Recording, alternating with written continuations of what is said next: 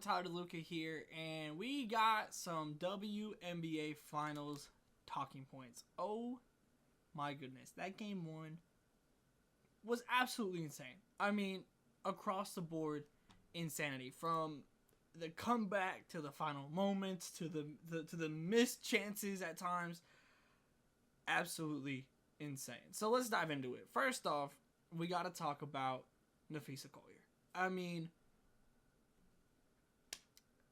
Fee has been, to me, throughout her career prior to this season, on the outside looking in, when it comes to being in the world-class tier. She was one of the best players in the W, absolutely.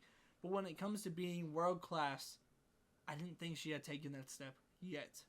This season, she's done it. So what do you do from there? And that's showing up in the biggest moments.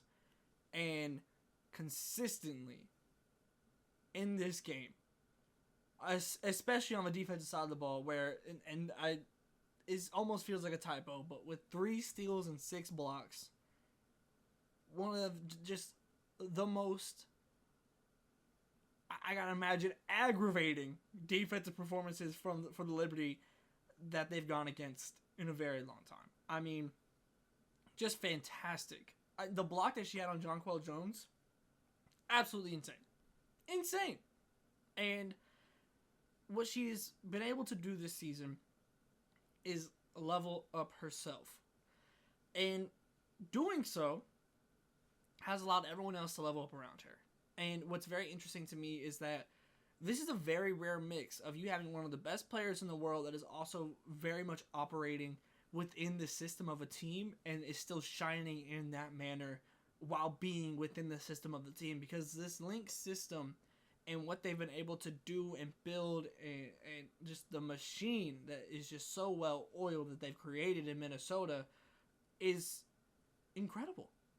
It's one of one. I don't know if I've been able to see a team that's just so fluid on both sides of the ball. The ball movement on the offensive side is just absolutely incredible. Like, it's otherworldly. The defensive rotations on top of just Napheesa Collier being the defensive player of the year, deservedly so.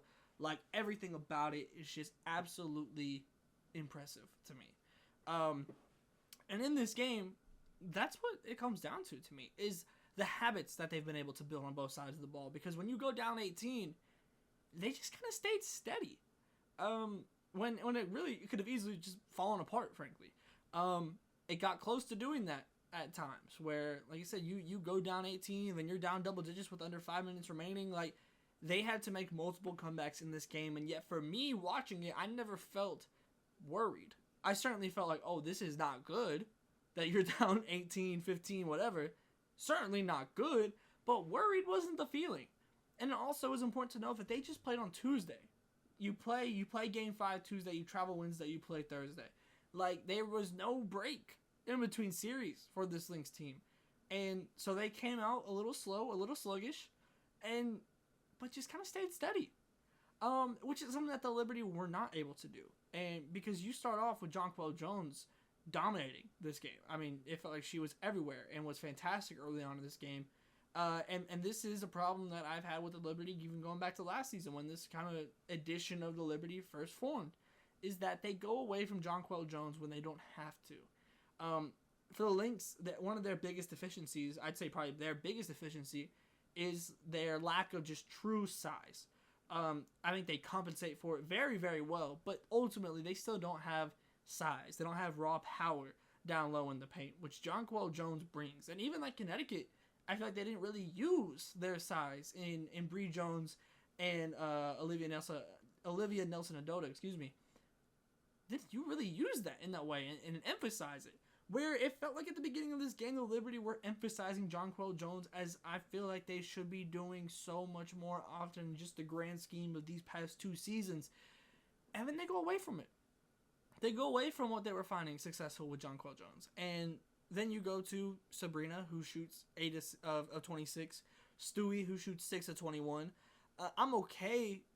I generally speaking, like, them getting the most shots is one thing. But when Jonquel ends the game 9 of 14, I want more Jonquel. So it's just very interesting to me how the Liberty always kind of pivot themselves out of what works at times. I don't want to say always, because that's it's not always, but it just, when Sabrina is not hot, she can't be shooting 26 shots. Stewie, I feel a little bit more comfortable with her shooting through it, like a lot more comfortable realistically. But when you have Jonquel and it's just working, it felt like you went away from her when it wasn't really forced. Now, at some point, Minnesota will adapt, and then you pivot. But it felt like they went away from it too early. Because realistically, the recipe for this game, like the Liberty were up 18. They win.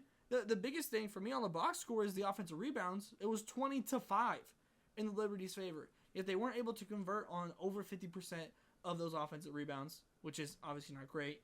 And you go away from Jonquel with your size.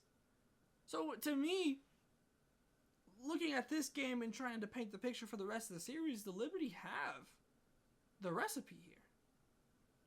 They just stopped. and that's what has always kind of worried me about the Liberty, is that I just feel that they are streaky, is maybe the word, at times. Where obviously they were the best team in the regular season record-wise and everything.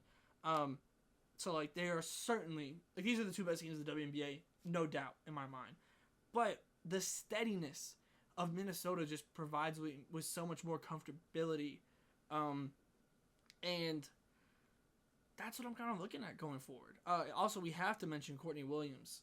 The shot making that she had, the 4-point play on the foul from Sabrina Ionescu to put the Lynx up. I mean, just phenomenal. Not a 3-point shooter. Certainly capable of making a 3-point shot, and has been pretty solid actually in the playoffs. But when you look at the starting five, certainly the lowest 3-point percentage in the starting five. Like, that's who you want taking the shot, and to foul her on that, and then the make is a completely different aspect of it. Like, it's unacceptable. And then also from the Liberty, like, you have Stewie missing a free throw, you have Stewie missing a layup, in overtime. Like, this is a game you have to win. Game one with limited rest for the Lynx, really no rest for the Lynx. You let it slip through your fingers, and I think that's brutal. Like, it really is, because it at some point it becomes a feeling of we lost rather than Minnesota won, and you never want to feel that.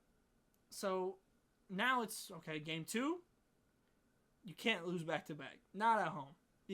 That feels series ending, in a best of 5. So for you going forward, you have to allow this to springboard you and understand you had the recipe. You had the right philosophies at some point to get up 18. That doesn't just happen on accident. You had the philosophy. Now, how do you maintain it? And how do you pivot from it eventually when Minnesota adapts to that? But for me, I've been so incredibly impressed, especially in the playoffs, with the consistency, the steadiness, the team components, and the individual components within the team, where, like, sometimes individual roles, everyone feels very comfortable in their role, it seems, yet the roles, the emphasis on each role might change based on the night. And just the ability to never waver, it feels like, for Minnesota, just allows me to put so much trust and confidence in them, which is just so massive. Like, I mean, even like players like Natisha Heidemann coming off the bench from Minnesota and just providing such solid minutes that we didn't really see from the Liberty bench, in my opinion. I thought Sloot had a couple good plays, but generally speaking, you didn't really see that from the bench, and these are the two deepest teams in the WNBA, in my opinion. I also think it's important to note that it doesn't seem like Benajelani Hamilton is 100% right now. She's been dealing with injuries throughout the season, only played 26 minutes in this game, didn't really seem like 100%, which is a massive blow for the Liberty when she's kind of just a plug-and-play, what do I need to do, I got you type of player, which is massive. So going forward, it feels like, to me, if the Liberty win this series, Jonquel Jones needs to be the Finals MVP. That is my current mindset with it right now based on Game 1, because the success was there when Jonquel was the focal point, and yet you go away from that, and you end up blowing the lead. It's certainly not just going to be that simple of just giving Jonquel the ball. Not with a coach like Cheryl Reeve on the Minnesota sideline. It's not going to be that simple. But I feel like that has to be your foundation in this season, in this series, especially with the way Nafisa Collier is playing defense. But let me know what you guys think. How do you feel about this series so far after Game 1? Where do you predict it to go from here? Who do you think is going to win? Give me your predictions down below, and I'll see you next time.